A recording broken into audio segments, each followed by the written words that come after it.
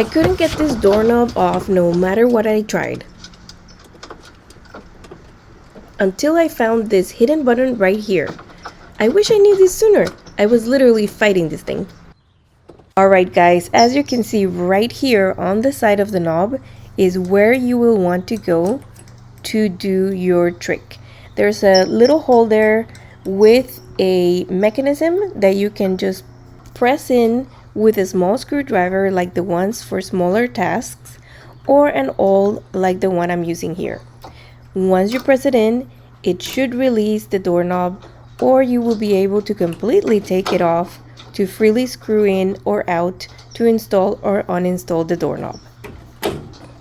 I really don't know why this hidden mechanism is not more known, but I am here to help you make your life easier by revealing it here.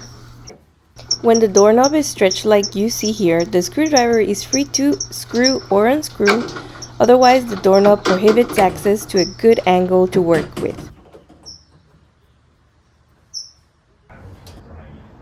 Just wanted to show you here what it does when you push in that mechanism that I was telling you about, and you can get this whole neck of the handle out, and it's gonna be so much easier to put in the screws. So right now we're doing another door. This is for the entry in the laundry, and we're also changing it out to be this ball handle. So here it is, and then later on you'll be able to push in, and I'll show you how it's done. This is yet another tip for you guys. You can like lift a little bit here to see where the screws are going, and that way it's going to be easier for you to drive in the screws. Now we're going to, from driving it in a little bit, we can go in and, you know, use the screwdriver. And you can see how the screwdriver is able to go in so much easier.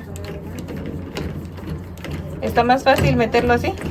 Sí, ¿verdad? Sí, porque no castiga tanto. Yeah.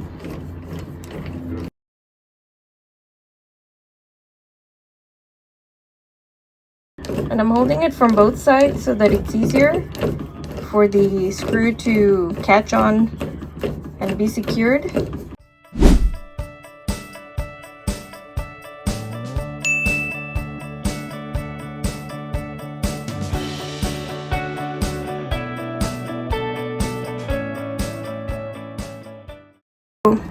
Right now guys, that's all you do. You put it back in and it's secure. So there it is. For more videos like this, make sure to check out the videos at the end. See you there.